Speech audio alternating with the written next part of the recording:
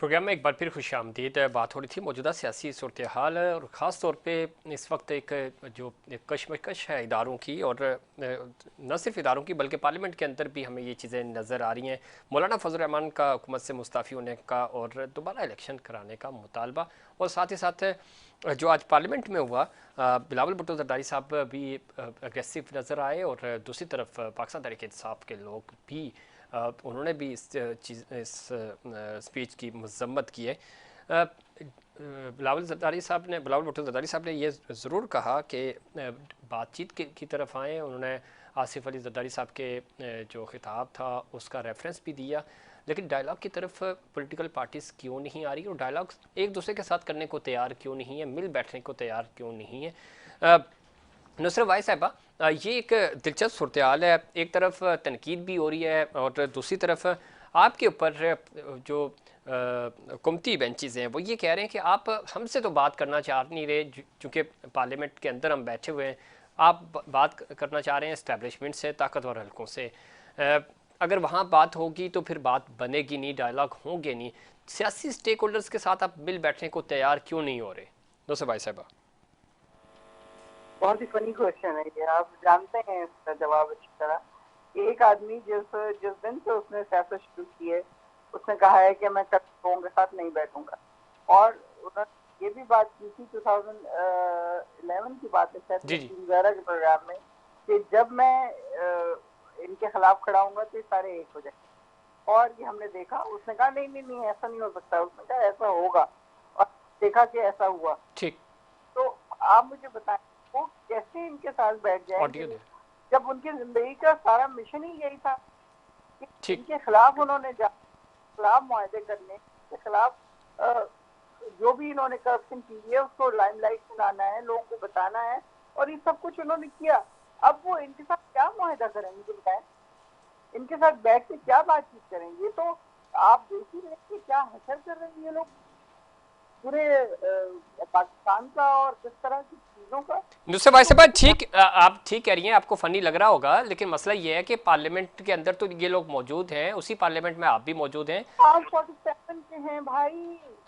आप देख लें नून लीग को 17 सीटें दी हुई हैं, वो भी उनकी नहीं है, ये 5 सीटें उनकी हैं। ठीक। और यहाँ मैं ये 21 कह रहा हूँ, ये सीटें तो फैसला आना है ना कराची अभी, से। Right now. 21 सीटें हमारी एमकेएफ को दे दी और बाकी पीपल्स पार्टी को दे दी। ठीक है, लेकिन एक राइट नाउ जो जुर्म जो ये वहाँ पे जो हमारा। सिचुएशन हमारे ये सामने। मतलब हम इनको किस तरह मैंने मान ले भाई, देर ऑल लायर्स, झूठे हैं ये सारे। ठीक। अच्छा नुसरत भाई साहब, मैं सिर्फ ये कह रहा हूँ कि अगर आप मौलाना फजल रहमान साहब के साथ बातचीत कर सकते हैं, और उनके बारे में खुद इमरान खान साहब क्या कहते रहे और मौलाना आपके बारे में क्या कहते रहे, क्या कुछ नहीं कहा उन्होंने, तो ये तो सियासी खिलाफात बुलाए जा सकते हैं। नहीं क्या कुछ क्या, डीजल डीजल के नारे लगते थे, खान साहब हंसते थे, वो कहते थे अच्छा मैं बात करूंगा, बाद में बात करूंगा। लेकिन इस तरह थोड़ी था। उनके खिलाफ उस टाइप की तो करप्शन नहीं उन्होंने की। अब आपको मैं सिर्फ इतनी सी बात बता दूं, पिछले 2 साल में इंटर बैंक से जो कर्जा लिया है इन हुकूमतों में वो 60 खरब है, 60 खरब। ठीक। ये पाकिस्तानी बैंकों से मुल्क के अंदर कर्जा लिया हुआ है।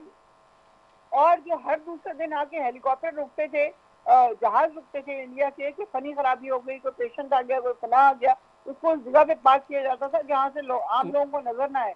वो भर भर के डॉलर्स जाते थे बाहर। अब नुसरत भाई क्या साहब, मैं ये कह रहा हूँ, ये सारी बातें आप कह रही हैं, निकल जो रहा है, ये क्या है मुझे बताएं आप। ये सारी चीज़ें ज़ाहिर अदालतों के अंदर साबित होनी है, सज़ाएं होनी है। मैं और आप जिस पे जितनी मर्जी बहस कर लें, ज़ाहिर इससे कोई फ़र्क नहीं पड़ता। लेकिन वे फॉरवर्ड ये है कि यही वो लोग हैं, यही जमातें हैं, यही पाकिस्तान है। आपने आके तो बढ़ना है ना, इस सिस्टम को ठीक तो करना है ना, तो ठीक कैसे होगा?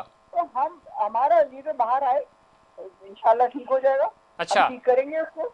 लेकिन बात यह है कि उनको तो बाहर आने दो जिसको नाजायज तौर पे अंदर बंद करके रखा हुआ है। ये कहते हैं कि फरियाद गौहर को ईद वाले दिन बंद कर दिया, जरदारी को बंद कर दिया। क्या उनके साथ ये कुछ हो रहा था? इस तरह की मार पड़ रही थी उनको, इस तरह की चीजें उनके साथ हो रही थी कि करंट लगाए जा रहे हो और किस किस तरह की विजिटिंग की जा रही हो।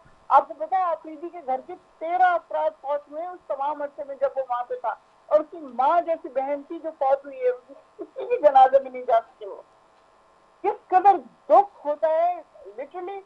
इंसान सोचना शुरू करे ना तो दूसरे भाई साहब, यही वो ज्ञानचंद साहब भी ब्रेक से पहले यही बात कह रहे थे कि चाहे आप हो, यानी आपकी पार्टी हो, नून हो, या पाकिस्तान पीपल्स पार्टी, या कोई भी सियासी जमात हो, इस तरह पॉलिटिकल विक्टिमाइजेशन नहीं होनी चाहिए किसी भी जमात के साथ। ज़ाहिर है उस वक्त आपके दौरे हुकूमत में अदलिया ने और नैब के जो केसेस से उसके ऊपर वो हुआ, हुकूमत ज़ाहिर है आपकी थी, अदलिया ने ये सब कुछ किया, तो उसका इल्ज़ाम भी आपके ऊपर लगता है। आज इनकी हुकूमत है, आपके लोगों के साथ हो रहा है, जो कि आज भी गलत हो रहा है, कल भी गलत था। ये हमें फ़र्क करना चाहिए कि ठीक है, जिसने जो जुर्म किया उसको सज़ा मिलनी चाहिए, उसके ख़ानदान को, उनके बच्चों को, उनके बच्चों को तो कोई सज़ा नहीं होनी चाहिए, या उनको एटलीस्ट तंग नहीं करना चाहिए।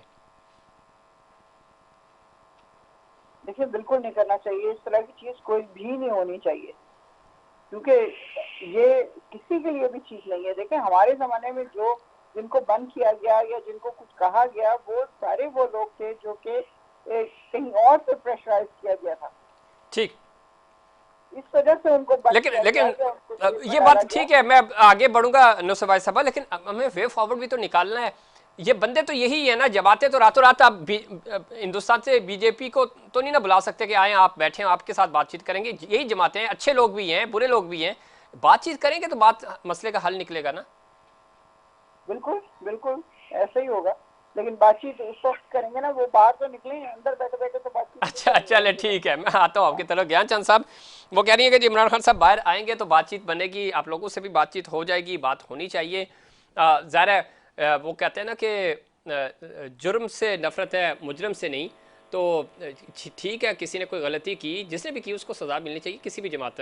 बार बार बात कैपिटल हिल्स की भी हो रही है, तो वहाँ पे सारे एविडेंस दिए कि जो जो लोग इन्वॉल्व थे उनको सज़ाएँ हुई। खुद बाजवा साहब सुन रहे हैं, ज़ाहिर है वो कानूनदान भी हैं, तो ये इसमें तो कोई शक नहीं, कोई भी गलती करे उसको सज़ा मिलनी चाहिए, ना पूरी जमात को सज़ा देनी चाहिए, ना किसी भी पॉलिटिकल, चाहे आप पी टी आई PMLN कोई भी हो।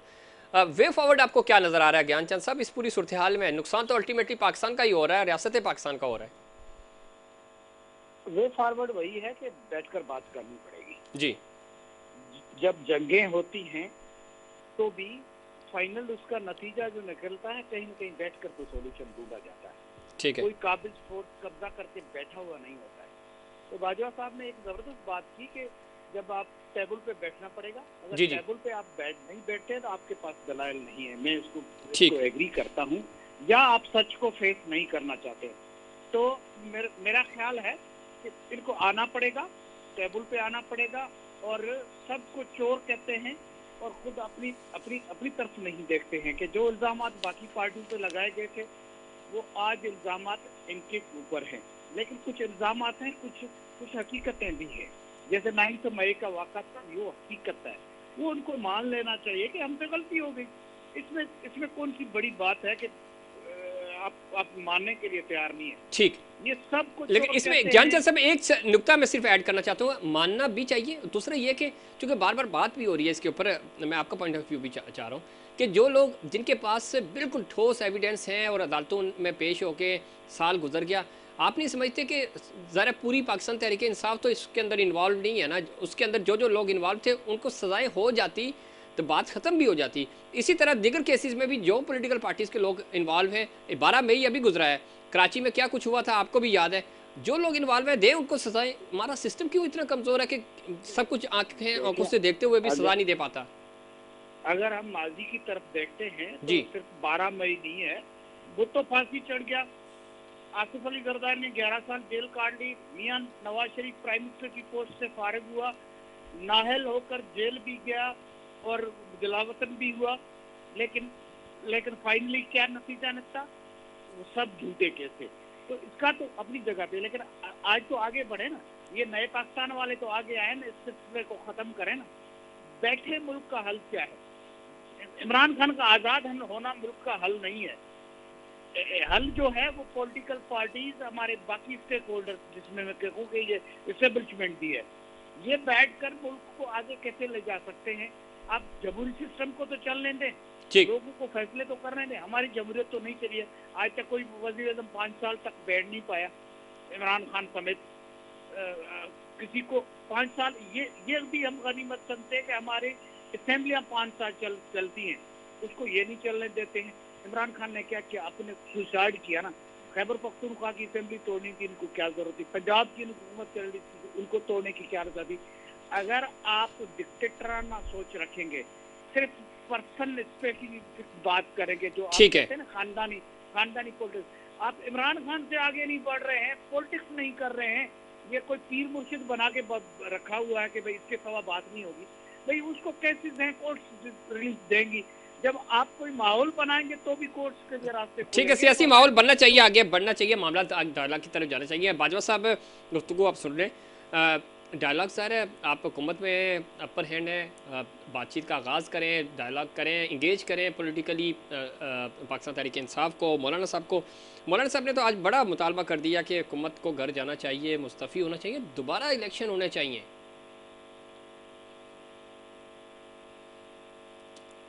स्टेक होल्डर है जी जी, और वो आज पार्लियामान में बैठे हुए हैं और मैं ये समझता हूं कि उनका यही फर्ज है कि वो अपनी जिम्मेदारी पूरी करें और पीटीआई के जो दोस्त हैं उनका भी यही फर्ज है कि वो अपनी जिम्मेदारी पूरी करें और टफ टाइम दें। और जो गवर्नमेंट होती है उसका काम है कि कूल माइंडेड रह के आप जो तनकीद है उसको सुने, बर्दाश्त करें और जो क्रिटिसिज्म है उसको बर्दाश्त करने के बाद जो हल है वो निकालें और अवाम के मसाइल के लिए हमें मुश्तरका तौर पे फैसले करने पड़ेंगे। देखें आज भी और जो 16 माह की गवर्नमेंट थी उसमें भी कोई अकेली पार्टी जो थी वो बरसर इक़्तिदार नहीं थी, कोलिशन गवर्नमेंट थी और आज भी एक लिहाज से इसी तरह की ही सूरत हाल है। लेकिन इसके बावजूद जब मैं थोड़ा सा पीछे की तरफ जाना चाहूंगा, जब 2018 में चेयरमैन पीटीआई जो थे जब वो प्राइम मिनिस्टर बने तो मियां शहबाज शरीफ साहब जो थे जब उनको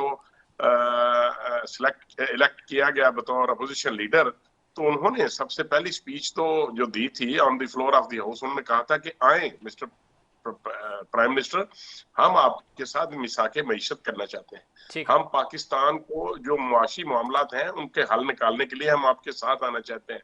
लेकिन उनकी बात को सुना ना गया, उनकी बात को तज़हीक अमीद लहजे में उसका जवाब दिया गया। लेकिन 18 से लेकर 22 के एंड तक, 23 के शुरू तक कुछ भी ना कर सके, पाकिस्तान की मईशत को सहारा ना दे सके, एक्सपोर्ट ना बढ़ा सके, पाकिस्तान का जीडीपी ग्रोथ जो रेट था वो आपको पता है कि क्या क्या वहां बहाने किए गए और जो सर्कुलर डेट था वो कहां पे चला गया। और जब तहरीके अदम एतमाद आई, सर मेरी बात जरा गौर से सुन लें, जब तहरीके अदम एतमाद आई तो इमरान न्याजी साहब ने, चेयरमैन बानी चेयरमैन ने क्या अपने फंड मिनिस्टर जो फाइनेंस मिनिस्टर थे उनको क्या कहा और केपीके के फाइनेंस मिनिस्टर को क्या कहा और पंजाब के फाइनेंस मिनिस्टर ये बाजवा साहब है, क्योंकि वक्त खत्म हो रहा है, मैं ये कह रहा हूँ कि आज तो आपके पास है ना हुकूमत है, आज गले लगाएं इनको, बातचीत करें। वो बात करने को तैयार नहीं है, वो बात करने को तैयार नहीं है। वो कहते हैं कि हम इन चोरों से, पीपल्स पार्टी से, पीएमएलएन से और दीगरन से हाथ नहीं मिलाएंगे। तो क्या एक भी जो दूसरे दर्जे की क़यादत है उनकी, जो जेल में नहीं है, जो पार्लियामान में बैठे हुए हैं, वो भी बात नहीं करना चाहते किसी के साथ? तो कैसे मुल्क की सियासत का मतलब सिर्फ इक़्तिदार नहीं है, सियासत का मतलब सिर्फ इक़्तिदार नहीं होना चाहिए, नहीं होना चाहिए। भाई साहब लाइन पर है ना, आखिरी कमेंट में ले लेता हूं तीनों मेहमानों से। मैं आखिरी कमेंट यही है कि मैं ये कहना चाहूंगा कि पीएमएलएन की जिम्मेदारान जो हैं उन्होंने स्टेटमेंट दे चुके हैं, राणा सनाउल्लाह साहब कह चुके हैं, कई दफा बिबांगे दोवल कह चुके हैं कि हम मुज़ाकरात के लिए तैयार हैं, लेकिन मुज़ाकरात तो पॉलिटिकल लीडरशिप के साथ होंगे, पॉलिटिकल स्टेक होल्डर के साथ होंगे। लेकिन बानी चेयरमैन कहते हैं कि मैं पॉलिटिकल लीडरशिप के साथ बात करने को तैयार नहीं हूं, मैं तो सिर्फ एस्टेब्लिशमेंट के साथ बात करूंगा। और एस्टेब्लिशमेंट कहती है कि हम आप जैसे जो ऐसे अनासर हैं जिन्होंने जो मई को जो किया था, पिछले 1 साल हो गया, उसके हम ऐसे लोगों से जिन्होंने पाकिस्तान की तारीख का एक स्याह-तरीन दिन था, तो वो कहते हैं कि हम उनके साथ बात करने को तैयार नहीं है। और वो लोग जो है वो पॉलिटिकल लीडरशिप के साथ बात करने को तैयार नहीं है। इन लोगों को सोचना होगा, जो उनकी दूसरे दर्जे की क़यादत है, वो कहे कि हम आपसे बात करने को तैयार हैं, आए शुरू करें, बिस्मिल्लाह करें, कहां से हमने स्टार्ट लेना है और हमने किस बात के ऊपर हमने पाकिस्तान की मईशत को बचाने के लिए आज फिर हम आगे की तरफ सोच रहे हैं कि हम IMF के साथ पिछले कर्जे देने के लिए नए कर्जे लेना चाहते हैं ये बदकिस्मती है। और सर ये जो इस वक्त दुबई लीग्स आई हैं उसमें क्या कुछ हो रहा है ज़रा वो एक अलग टॉपिक है। नुसरत भाई साहबा, सेकंड ईयर लीडरशिप की बार बार बात हो रही है, बाजा साहब भी उसी की तरफ इशारा कर रहे थे। ठीक है, खान साहब का एक स्टांस है वो अपनी जगह, लेकिन आपकी जो सेकंड ईयर लीडरशिप है वो बातचीत करे, जिस तरह वो मौलाना साहब के साथ और दीगर जमातों के साथ भी बातचीत कर रहे हैं, पीपी और नॉन लीग के साथ या इनकी जो सेकंड ईयर लीडरशिप है उसके साथ कोई बातचीत हो सकती है ताकि माहौल अच्छा हो पूरा? देखिए, ये इस तरह की इतनी आसान चीज़ नहीं है कि सेकंड ईयर लीडरशिप जो है वो खुद बखुद उठे और जाके बातचीत करना शुरू कर दे। इसकी परमिशन जब तक खान साहब नहीं देंगे तब तक सवाल ही पैदा नहीं होता कि कोई इन लोगों से बात कर सके। ये बात कर रहे हैं इकोनॉमी की, अभी मैंने थोड़ी देर पहले इस इकोनॉमी का बताया कि पाकिस्तान के अंदर इन 2 सालों में इन लोगों ने कितने कर्जे लिए हैं, 60 खरब अरब भी नहीं, खरब रुपए। तो मुझे बताएं, ये इकोनॉमी दुरुस्त करने चाहते हैं ये लोग?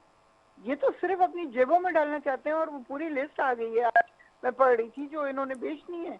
ठीक, लेकिन वो जरा मतलब पाकिस्तान को ये बिल्कुल ताहो-बाला करना चाहते हैं। कश्मीर में क्या किया है? इंडिया को कहा है कि ले लो तुम इस कश्मीर को, जो हशर हमने कर दिया है वहां पे जाके। आप मुझे बताएं, वो सारी उम्र अपने आप को पाकिस्तान के झंडे में दफनाते थे, आज वो नारे लगा रहे हैं आजादी आजादी आजादी। ये कौन कर रहा है? ये सिर्फ कुर्सियों में बैठने के लिए, असेंबली में बैठने के लिए आए हैं। इनका कोई और काम नहीं है। जो एस्टेब्लिशमेंट अगर है, कोई और इनको चला रहा है, तो उसको कोई, इनमें कोई नहीं है जो मशवरा दे सके। ठीक, लेकिन बात नुसरत भाई साहब, बात वही है ना, संभाल के रखना है। जी बात ये है कि हम सारे मिलकर बैठेंगे तो कोई मसले का हल भी निकलेगा, इस्लाहात होंगी, चीजें उस वक्त मिलकर बैठेंगे जब ये हमारे साथ इंसाफ करेंगे। चले ज्ञानचंद साहब, क्यों बैठेगा? ठीक है ज्ञानचंद साहब, वो कह रहे हैं इंसाफ करें तो फिर बात आगे बढ़े। चंद साहब, देखिए, इंसाफ तो सबके साथ होना चाहिए। इंसाफ तो पीटीआई के अलावा जो हम पॉलिटिकल वर्कर हैं उनके साथ भी होना चाहिए। बिल्कुल, इस किस्म के रवैये नहीं होने चाहिए। जिस किस्म का रवैया जो है दिखा रहा है हमारा चीफ मिनिस्टर खैबर पख्तूनख्वा, जो पीटीआई का कहता है, तो इनको होश के नाखिल रहने की जरूरत है। इनकी पॉपुलैरिटी वहाँ से शुरू होती है, ये एहतियात की काल देते हैं, 10 बंदे मुश्किल से कहीं से निकलते हैं, 50 बंदे निकलते हैं, इससे ज्यादा नहीं होता है। तो इनकी पॉपुलैरिटी तो खैर जो है वो नजर आ रही है। लेकिन head of the state Asif Ali Zardari, president of Pakistan offer दे चुके, prime minister of Pakistan offer दे चुके, आओ टेबल पे बैठो। ठीक, इनको किसी ने रोक के रखा हुआ है वो अलग बात है। चले आना चाहिए, सबको इकट्ठे बैठना चाहिए और पाकिस्तान के बेहतर मुस्तकबिल के लिए सबको इकट्ठा होना चाहिए। तीनों मेहमानों का बहुत शुक्रिया। वक्त खत्म हुआ है, मुझे और इनसाइड पाकिस्तान की पूरी टीम को दीजिए इजाज़त।